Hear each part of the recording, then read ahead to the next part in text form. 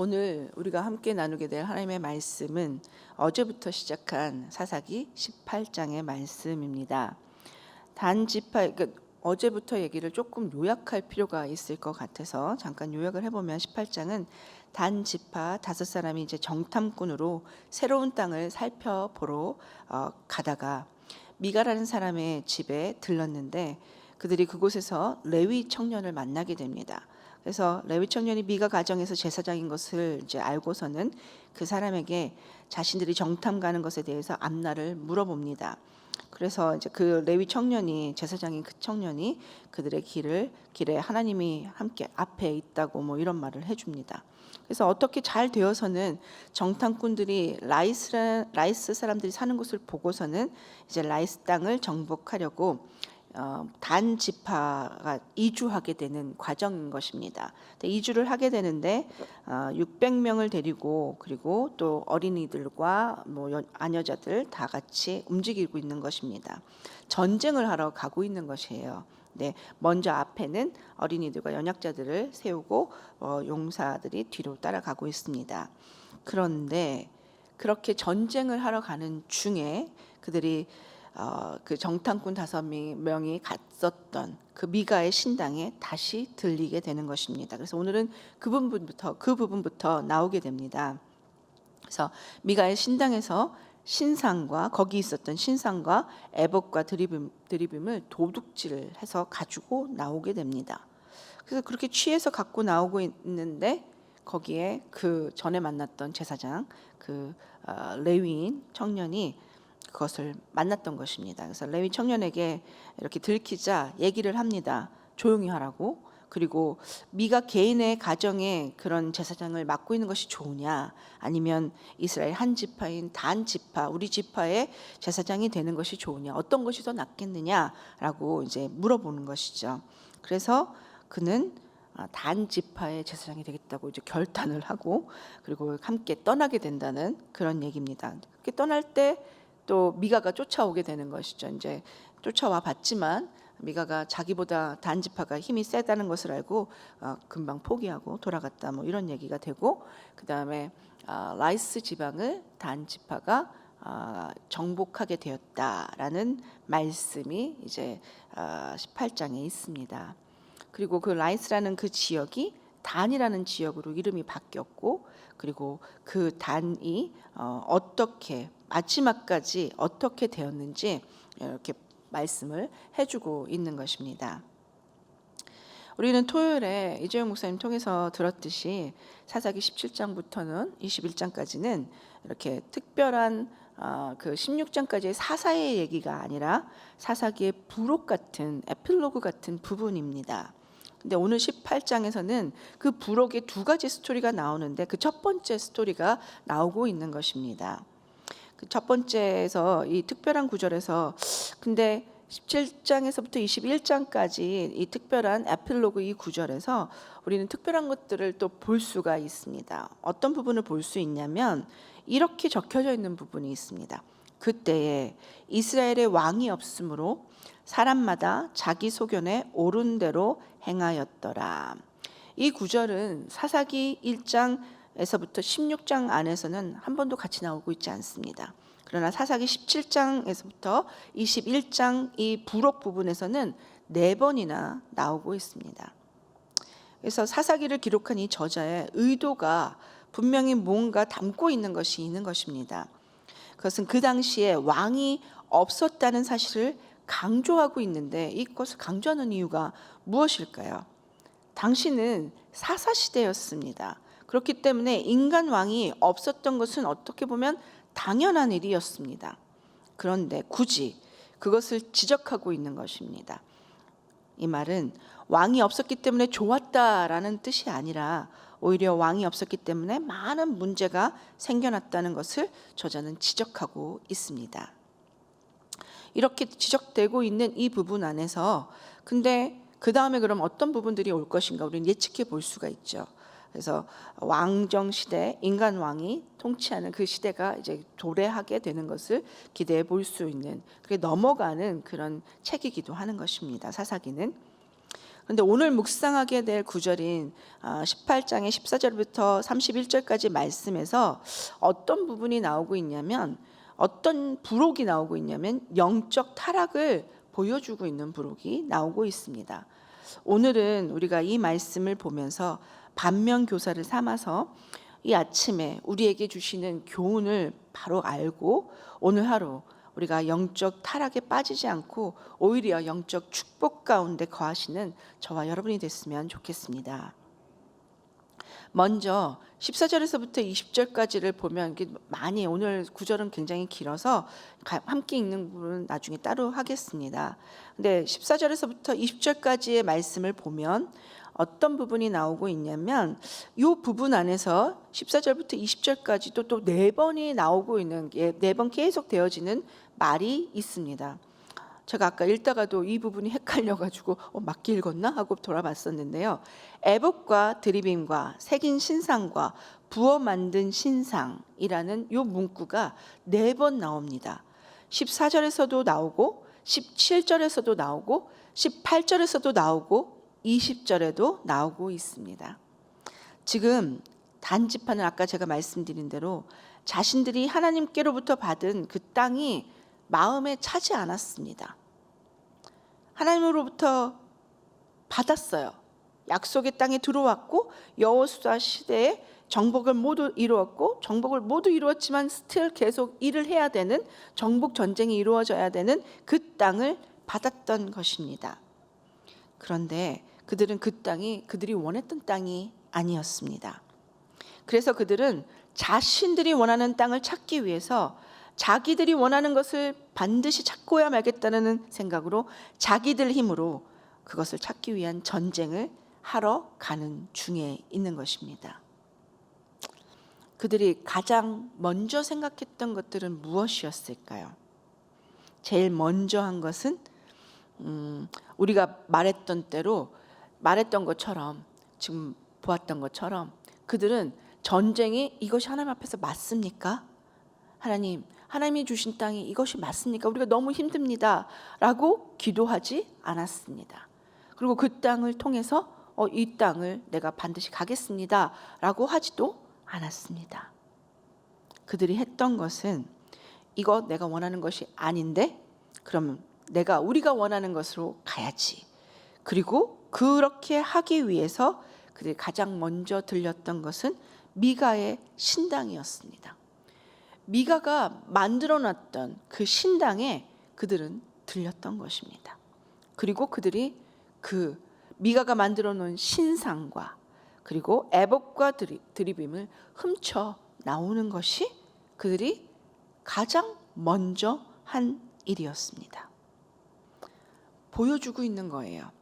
자기 중심에서 하나님 중심으로 살아야만 하지만, 그래야 되지만 그들은 그 시대의 트렌드대로,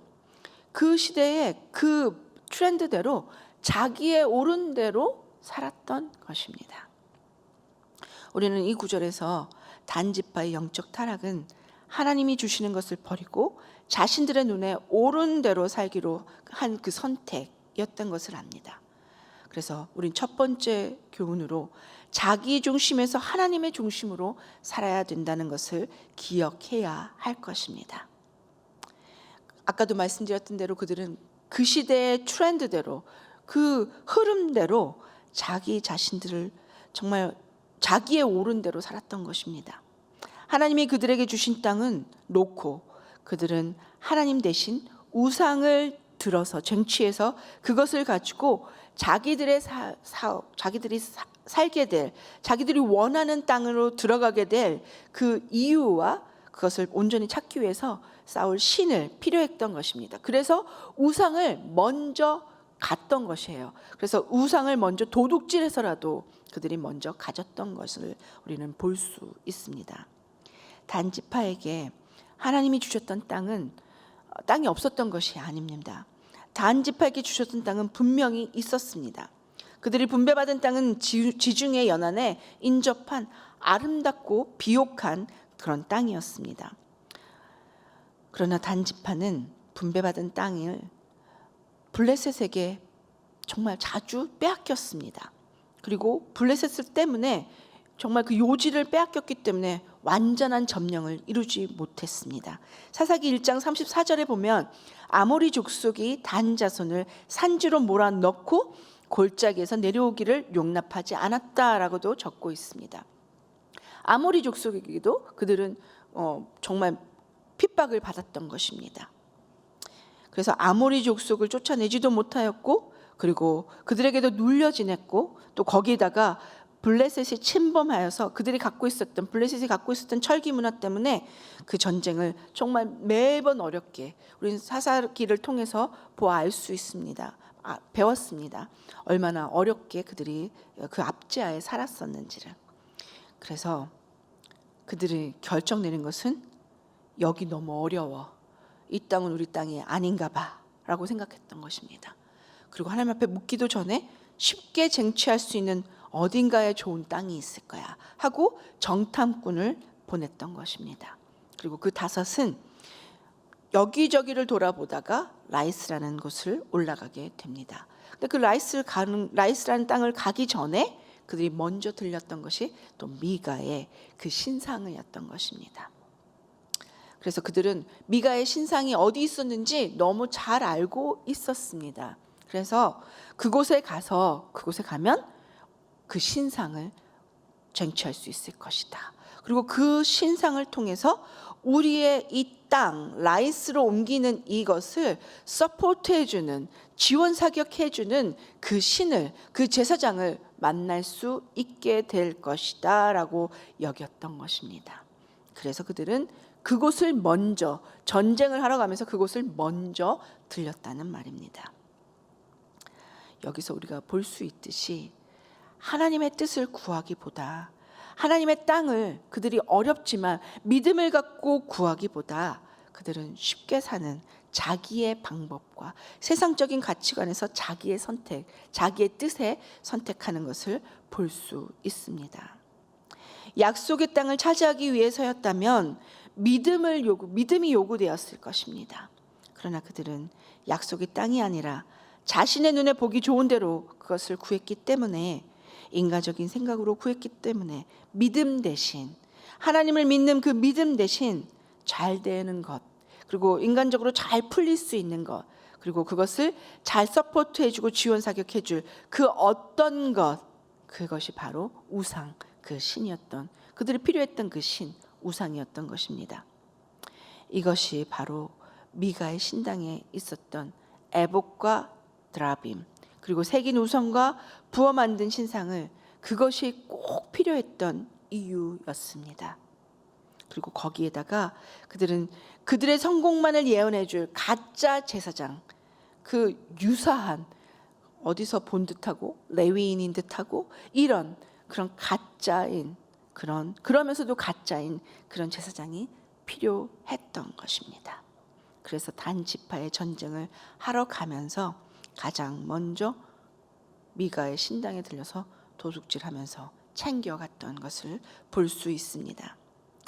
팀 켈러의 왕의 십자가라는 책에서 이렇게 말합니다. 자기중심주의는 관계를 파괴한다. 자기중심주의만큼 우리를 불행하게 만드는 것도 없다. 스스로 중심이요 왕이 되려고 하는 순간 육체적, 사회적, 영적, 심리적으로 모조리 무너져 내린다라고 적고 있습니다. 정말 단 지파가 이 모습을 보여주었습니다. 그들은 정말 철저하게 자기중심적이었습니다. 그래서 자기중심적이기 때문에, 그래서 하나님께 묻지 않았고 나의 뜻대로, 우리의 뜻대로, 하나님의 뜻은 접어두고 우리의 뜻대로 했기 때문에 그들은 영적인 타락을 하게 되는 것입니다. 그들에게 하나님은 껄끄러운, 목에 삼켜지는데 부담스럽고 뭔가 걸리적거리는 그런 존재일 뿐이었습니다. 그들에게 신은 에봇과 드라빔, 새긴 우상, 그리고 부어 만든 신상이면 좋겠던 것입니다. 그래서 그들에게는 하나님이 아니었습니다. 그들에겐 하나님보다 더 중요한 게 자기 의지였고 자기 중심의 생각이었던 것입니다. 그래서 이 자기 중심의 주의가 단지파를 아주 철저하게 파괴시킵니다. 뒤에 보면 단지파는 정말 그의 이름대로, 단지파라는 이름은 정말 판단하다라는 뜻인데, 그들이 이스라엘 전체를 모두를 판단해야 됨에도 불구하고 그들은 정말 영적인 타락을 하였기 때문에 마지막에 이스라엘 지파에 들어가지 못합니다. 그들의 마지막 12지파 안에 단이란 이름이 제명되어지고 마는 그런 안타까운 일을 맛보게 되는 것입니다. 정말 하나님을 하나님으로 온전히 알지 못한다 그러면, 그렇게 하나님을 우리의 먼저로 놓고 그분을 따라가는 것을 그들이 정말 불편하다고, 자기를 먼저 내세운다고 한다면 우리의 삶에도 이런 일이 일어날 수 있습니다. 우리의 삶에도 처음 시작은 좋았지만 끝이 정말 미약해져 버리는 그런 일들이 만들어질 수도 있는 것입니다. 그래서 우리는 분명히 알아야 합니다. 자기들의 의도가 너무 중요하고 너무 좋은 것이라 할지라도 하나님의 뜻이 어떤 것인지 분명히 알아야 할 것입니다. 단 지파의 모든 사람들은 여전히 하나님의 백성이 이스라엘이었지만, 그들은 여전히 하나님이 그들의 하나님이라고 알고 있었지만 그들에게 불편을 주는 분 하나님이라고 여겼습니다. 그리고 그들은 하나님 대신 하나님과 비슷한 것을 그 자리에 세워두었던 것입니다. 자신을 의도하는 것을 위해서 하나님을 버렸던 것입니다. 비슷한 것을 두었던 그런 것일 뿐입니다. 우리는 그들을 어리석다고 말하지만 정말 우리에게도 이런 일은 이루어질 수 있습니다. 무거운 주제입니다. 이 아침에 그들의 모습을 보면서 우리는 우리의 모습을 그 안에서 찾기를 원합니다. 그리고 우리가 돌아보는 큰 은혜가 이 아침에 있기를 소원합니다. 하나님의 뜻보다 자기의 뜻을 먼저인 그런 삶을 살고 있는 모습이 우리 안에 있지 않은지 돌아보고 회개가 임하는 그런 아침이 되기를 소원합니다. 우리의 종교란에는 기독교라고 적지만 그런 하나님의 뜻은 불편하고, 그러나 하나님의 뜻은 불편하고 세상의 가치에 따른 나의 판단과 나의 뜻이 먼저인 그런 삶이, 혹시 그런 삶을 우리가 살아내고 있지는 않습니까? 우리 자신들이 하나님께 온전히 복종시키지 않는다면, 하나님의 뜻에 온전히 복종시키지 않는다면 우리 삶에도 단지파와 같은 모습이 생기기가 너무 쉽습니다. 하나님이 주시는 뜻은 쉽게 되어지지 않을 수 있습니다. 하나님을 믿고 따르는 것이 세상 사람들과 같지 않아서 편하지 않을 수 있습니다. 세상 사람들처럼 즐길 수 없을 수도 있습니다. 술과 담배 못할 수도 있습니다. 세상 사람들처럼 한눈 감고 눈 한번 질끈 감고 세금도 속이고 이렇게 할 수 없을 수도 있습니다. 그냥 쉽게 돈 벌 수 있는 방법들을 아는데도 불구하고 그것이 하나님의 방법이 아니기 때문에 놓아야 되는 그런 불편한 그런 삶을 살 수도 있을지 모릅니다. 그리스도인이라기 때문에 받는 모든 제약, 그렇게 많은 제약들이 있을 수 있습니다. 그러나 그것이 그 불편함을 알지만 그럼에도 불구하고 하나님께 나오는 은혜가 오늘 저와 여러분에게 있기를 소원합니다. 하나님께 나오는 그 불편함을 알면서도 주님 앞에 무릎 꿇고 나오는 그런 저와 여러분이 되기를 소원합니다.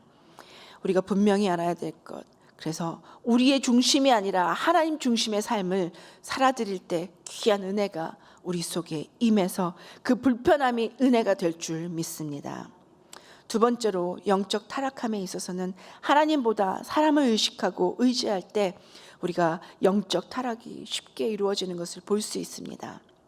오늘 말씀에서 레위인 청년은 미가가 처음에 그 자신의 집에 제사장이 되게 하였습니다.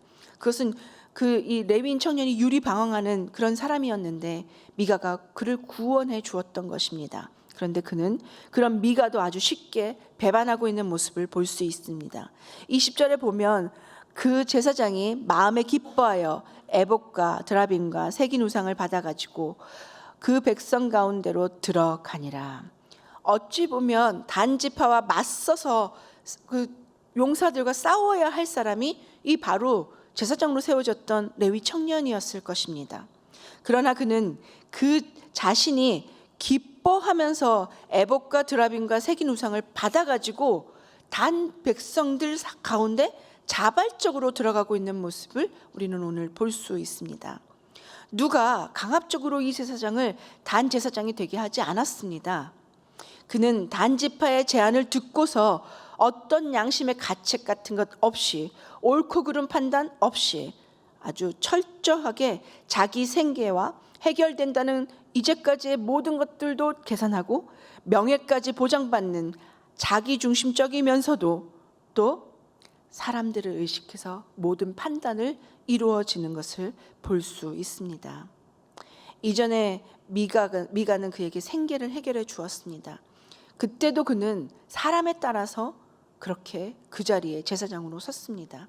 그가 정말 참 레위인이었고 바른 제사장이었으면 유리방황하지도 않았을 것입니다. 그가 있어야 될 곳을 분명히 알고 있었을 것입니다.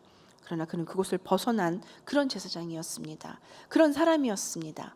그럼에도 불구하고 그는 그 자신이 사람 중심으로 어느 곳에 있어야 내가 유익하겠구나라고 생각했던 것입니다. 그래서 그는 미가의 집의 제사장이 되었습니다. 그리고 이번에는 단지파 사람들의 그 제안을 듣고 철저하게 사람 중심으로 그 사람들을 의지해서 여기가 더 좋겠구나라는 생각으로 판단으로 사람 중심의 그 제사장을 수락하는 모습을 우리는 볼 수 있습니다. 하나님이 아닌 사람이 사람이 더 크게 느껴진다면 저와 여러분은 하나님 앞에서 회개하고 돌이켜야 할 시점인 것을 깨달아야 할 것입니다. 아침 일찍 하루를 시작하는데 이런 메시지를 전하는 것이 전 참 부담스러웠습니다. 왜냐하면 성도분들의 삶이 절대로 쉽지 않다는 것을 알고 있기 때문입니다. 더군다나 이런 팬데믹 기간이 오래되고 있는데 어떻게 쉽겠습니까? 그러나 힘든 중에 있기 때문에 정말 힘들고 어려울 거라는 것을 잘 알고 있습니다. 그럼에도 불구하고 새벽 메시지를 전해야 되는데 그냥 힘과 용기가 되는 듣기 좋은 메시지를 저도 구하고 싶은데 오늘 새벽의 메시지의 이 말씀은 절대로 그런 말씀이 아니라 너무나 부담되는 말씀인 것입니다. 그런데 제가 이 말을 듣기 좋게 고칠까? 이렇게 된다 그러면 제가 누구를 의식하는 것이 되겠습니까? 사람들을 의식하는 것이 될 것입니다. 저에게도 큰 적용이 되어지는 그런 아침의 메시지였습니다. 하나님께서 원하시는 것, 혹시 우리들 중에 우리가 누구도 빠짐없이 하나님 앞에 돌아와야 되는데 우리가 사람의 귀에 더 듣기 좋은, 사람을 더 의식한, 사람을 더 의지하는 그런 메시지나 그런 것이 우리 삶에 있다면 우리는 돌이켜야 할 때인 것을 기억하시기 바랍니다.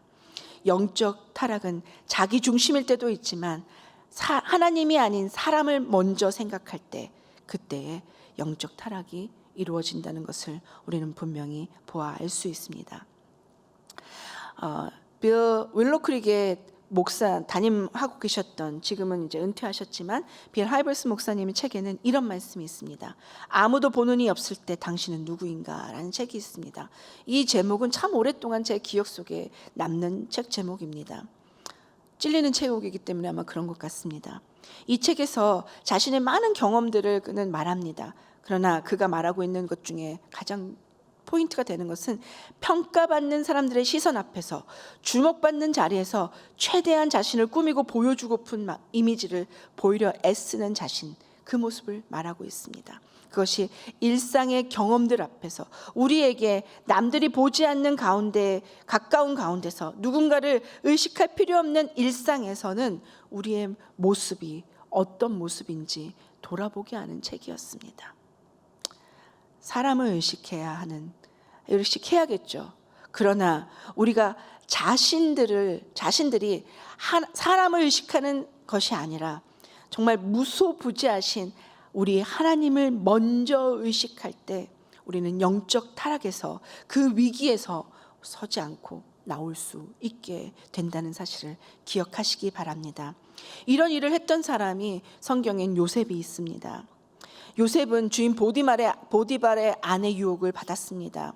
많은 신학자들이 그가 팔려간 뒤에 시간들을 계산해 볼 때 그는 아마 20대쯤에 이 일을 당했을 거라고 말합니다.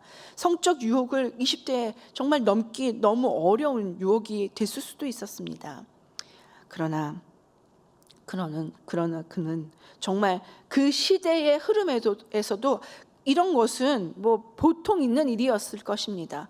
그렇다고 말합니다. 편만한 악덕이었다고 그때 말하고 있습니다. 왜냐하면 그 애굽의 문화가 그랬답니다. 그래서 별로 큰 문제가 되지 않을 수 있는 일인 거라는 것이죠. 그럼에도 불구하고 요셉은 내가 어찌 이 큰 악을 행하여 하나님께 득죄하리이까 라는 고백을 창세기 39장 9절에 말하고 있습니다. 그가 말한 듯이 사람들이 보는 앞에서 뿐만 아니라 하나님을 바라보며 하나님 앞에서 지날 때, 하나님을 먼저 의식할 때에 아무도 보고 있는 사람이 없는 상황에서도 반대로 많은 사람들이 우리의 일거수일투족, 말 한마디를 트집잡는 그런 위치에, 그런 상황에 있다 할지라도 우리는 하나님을 의식할 때 영적 타락이 아닌 영적인 그 타락에서 벗어나는 그 길을 걸어가서 축복된 길로 갈 수 있게 되는 것입니다. 세 번째로 땅을 빼앗긴 사람들을 통해서도 우리는 배울 것이 있습니다. 27절과 28절을 보게 되면 시간이 많이 지나서 읽지는 않겠습니다. 라이스 사람들이 어떤 사람인지가 나옵니다. 한가하고 걱정이 없는 그렇게 사는 사람들이었습니다. 그리고 그들에게는 구원할 자가 없었다고 말하고 있습니다. 그리고 그들은 시돈과 거리가 멀고 상종하는 사람도 없었다라고 말하고 있습니다. 이런 것을 볼 때 라이스 사람들은 이스라엘 단 지파의 공격에 대항해서 전쟁을 이끌 리더가 없었습니다. 그리고 그런 군대가 없었던 것입니다. 이렇게 상종하는 사람도 없었다는 것입니다. 우리가 여기서 볼 때 영적인 전쟁으로 이 모든 일들이 일어났다는 것을 우리가 생각해서 볼 때, 영적인 차원으로 볼 때는 우리는 분명히 알아야 됩니다. 혼자서는 정말 어렵다는 사실을. 그래서 그리스도께서 교회를 만들어 주셨고, 그리고 교회 공동체에서 서로가 지체가 되어서 함께하면서 큰 힘이, 또 지체가 서로 타락되지 않도록 도와주는, 말씀으로 깨우쳐주는 이런 일을 도울 수 있도록 하나님께서 이렇게 만들어 주셨다는 것을 기억해야 할 것입니다. 그리고 무엇보다도 우리에게 구원할 자는 있다라는 것을 우리는 기억해야 합니다.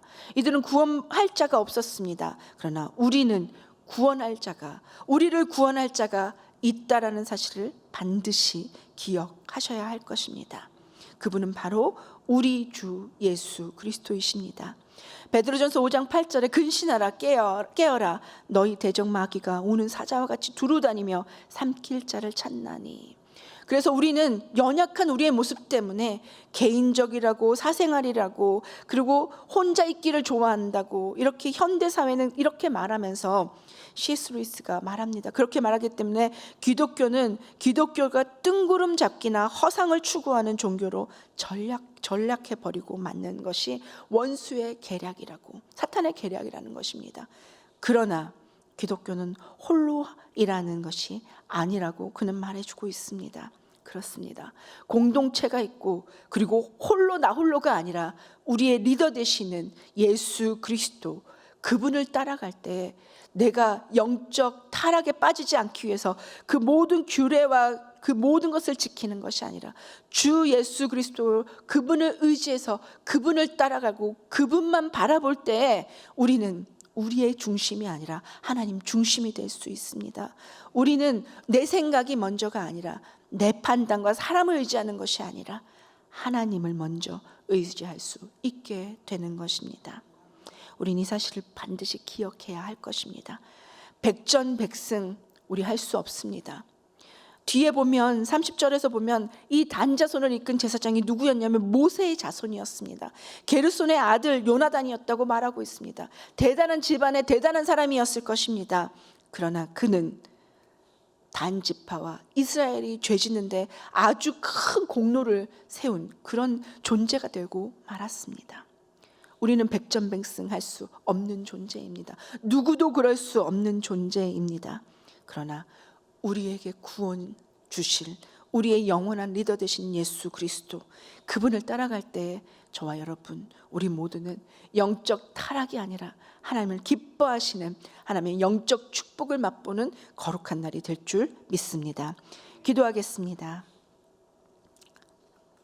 사랑의 주님, 감사하고 감사합니다. 이 아침 우리에게 주의 뜻을 알게 하시니 감사합니다. 우리의 정말 영원한 리더 되시고 실수가 없으시고 온전한 리더 되시는, 우리에게 구원을 일으켜 주실 그 리더 되시는 우리 주님을 온전히 바라보고, 하나님 아버지, 우리가 하나님을 바라보며 하나님 뜻 안에서 하나님 중심으로 정말 사람들을 의지하는 것이 아니라 하나님께만 의지하며 나갈 수 있는 거룩한 날을 살아내는 우리 모두 될 수 있도록 주여 축복해 주시옵소서. 아버지, 특별히 안타까운 중에 아픈 중에 계신 분들을 하나님 기억하여 주시고, 오늘 특별히 오경렬 장로님 심장 혈관 이식 수술을 하게 되시는데 그 수술대 위에, 그 수술 시간 위에, 그 모든 썰전들 위에 주님 함께하여 주셔서 깨끗한 치유가 이루어질 수 있도록 하나님 도와주시옵소서. 하나님 또한 또 사랑하는 가족을 먼저 보내고 마음 아파할 성도들을 아버지께서 기억하여 주셔서 저들 한 가정 한 가정마다 하나님의 큰 위로가 아버지 하나님 가족들에게 있도록 도와주시기를 소원합니다. 주님, 이번 주 토요일에 있을 해피나잇 하나님 기억하여 주셔서 하나님의 놀라운 축복과 은혜가 아버지 하나님 새신자들을 통해서 하나님께로 돌아오는 많은 영혼들을 통해서 아버지 하나님 이루어질 수 있도록 역사가 일어나는 날이 될 수 있게 주여 인도하여 주시옵소서. 선교센터 준비 중에 있사오니 아버지 하나님 아름다운 열매를 맺게 하여 주시옵고, 강 목사님과 교회 리더십들 아버지 하나님께서 주시는 지혜와 성령 충만함으로 아버지 하나님 정말 하나님을 기쁘시게 하는 그런 교회로 우리 새생명 비전교회를 인도하기에 조금도 부족함이 없도록 힘의 힘을, 지혜의 지혜를 더하여 주시기를 소원합니다. 하나님 아버지, 또한 새로운 길을 준비하신 두 분의 목사님과도 함께하여 주셔서 아버지께서 원하시는 그 예비하신 놀라운 길로의 인도가 온전히 있도록 저들의 사역을 축복하여 주시옵소서. 아버지 하나님 감사하고 감사합니다. 지진과 전쟁으로 힘들고 어려운 하이티와 아프가니스탄, 또 세상의 많은 나라들을 하나님 기억하여 주셔서 아버지 하나님 저들 속에서 정말 새로운 교회들이 만들어지게 하시고, 그 어려움 중에서 하나님을 바라보는 일들이 사람들이 많이 나타날 수 있도록 주여 역사해 주시옵소서. 오늘 미무크 사역을 감당하시는 전성길 선교사님과 조은하 선교사님을 위해서 기도합니다. 아버지 하나님 저들의 사역 팀원들에게 전문성을 허락하시고 지혜를 허락하여 주시며 선교적 열정이 날마다 더해질 수 있도록 도와주시옵소서. 하나님의 인도하신 가운데 잘 분별하여 사역을 감당하게 하시고, 또 아버지 하나님 조은하 선교사님 아버지 신학교 사역을 잘 감당하실 수 있도록 하나님 은혜를 더하여 주시옵소서.